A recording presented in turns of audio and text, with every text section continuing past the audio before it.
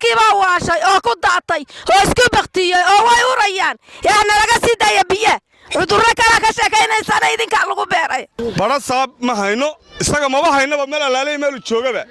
wax kale midha ka shaqeeyaa halkan anaga dhibaato hor laba naga haysataa waxa weeyaan caruurteedii waa la soo fasaxay waxa la yidhi xanuuna laga baqaya xanuunadiina anaga waa naloo xareeyay oo naloo duwayba fadalo walba ku daafad baan dhex jeefkay hadda ku daafadii biyo qurmaan noogu dartaa waa subxaanallah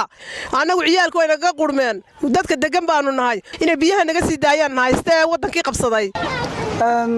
daawadayaal iminka waxaanu ku sugannahay mid ka mid ah biriishada waaweyn ee magaalada Burco kaasoo dhawaan loo sameeyay biyo xidhan halkan sida gadaashada ka muuqata waxa ku badaalanaya dhalinyaro ka mid ah kuwa xaafadan biriishka magaalada Burco guud ahaan dunida waxa horta laga soo sheegay saameynta cudurka coronavirus biyahan ayaa dhawaan waxa ka soo rogmeed buuraha waaweyn ee ku yaala qaybo ka mid ah Soomaaliland waxa saameyn xooggan ay u keeneen xaafada halkan sida ay waayeelka xaafada halkan ku dhaqan ay kaga cabanayaan ka codsanayna biyaha halkan lagu xidhay ee fadhiya ee baariga ee daadka ee ciyaalkii ku daatay ee cudurka ka qaadayaan in laga sii daayo tubooyin loo xidho oo dhaqso nala soo gaadho ayaanu ka rabnaa muslimka ayaanu ka rabnaa iyo dadweynaha dawladda hoose iyo maamulkeeda ayaanu ka codsanaynaa biyaha halkan lagu xidhay in laga sii daayo ciyaalkiibaa waashay oo ku daatay oo isku baktiyey oo way urayaan yaana laga sii daaya biya cudurro kala ka sheekaynaysaana idinkaa lagu beeray inay biyaha naga sii daayaan haystee wadankii qabsaday anagu ciyaalku way naga qurmeen dadka degan baanu nahay ku daafadalo walba ku daafad baan dhex jeefkay hadda ku daafadii biyo qurmaan noogu dartaa waa subxaanallah dawladda waxaan ku codsanaynaa naga sii daayaan biyaha inay noo naxariistaan biyaha naga sii daayaan caruurtu ku qurunto waan ku qurno kanaaca naga dhalato way madoobaadeen in naga sii daayaan ku codsanaynaa dawladda iyo shacabka intaasaan ku codsanaynaa bara saab ma hayno isaga maba haynaba meel alaalay meel joogaba wax kale midha ka shaqeeyaa iminka waxa weeyaan gobolkii cid xaaladda uu ku sugan yahay ba ka hadlaysaa ma jirto waxa weeyaan meeshii maamul jilicsan ayaa meesha jira maamul jilic ma garat waxa weeyaan dunida waxa laga cabanayaa xanuuna safmareeno oo loo sameeyay gudiyo iyo maamullo iyo kharashaadkii dunidaba lagu bixiyay waxa weeyaan iminka halkan anaga dhibaato hor laba naga haysataa waxa weeyaan caruurteedii waa la soo fasaxay waxa la yidhi xanuuna laga baqaya xanuunadiina anaga waa naloo xareeyay oo naloo duwayba waxa weeyaan markaa waxa weeyaan dhibaatada halkan naga haysataa maamulkii gobolka hadduu yahay bara saab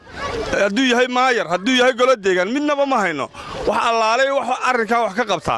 oo halkaa yimaada ama naga buufiya ama biyaha naga sii daaya ayaan u baahannahay qashinkii oo dusha lagaga soo shubayo taagan oo duhurka iyo casarka iyo maqhribkaba lagu soo shubayo caruurtii oo la soo fasaxay oo aan guryaha lagu hayn karinin waxa weeyaan xanuunadii iyagaaba noo abuurayba annaga laga cabsanayeyba markaa waxaanu leenahay maamulku sidan wax ku ama ay iscasilaan dee ama wax qabtaan oo dadka loo tuuro bulshada danyarta iyo maatada ee xanuunada loo xareeyay maayarkii iyo kawsarkiina ma hayno markaa golaha deegaanka iyo golaha guud ee dalka gobolkaba waxaanu leenahay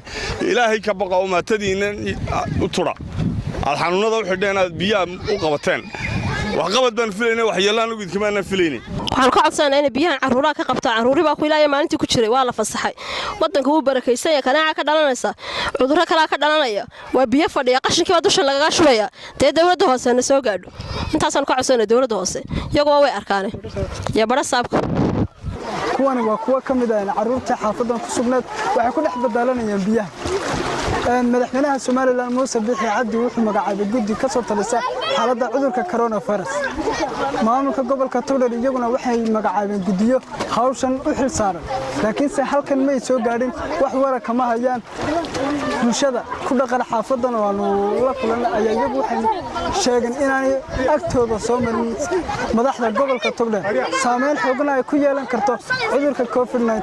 xaaladda halkan biyo dhaca biriishkan ka dhex muuqda Cabdi Qani Baafo RTN magaalada Burco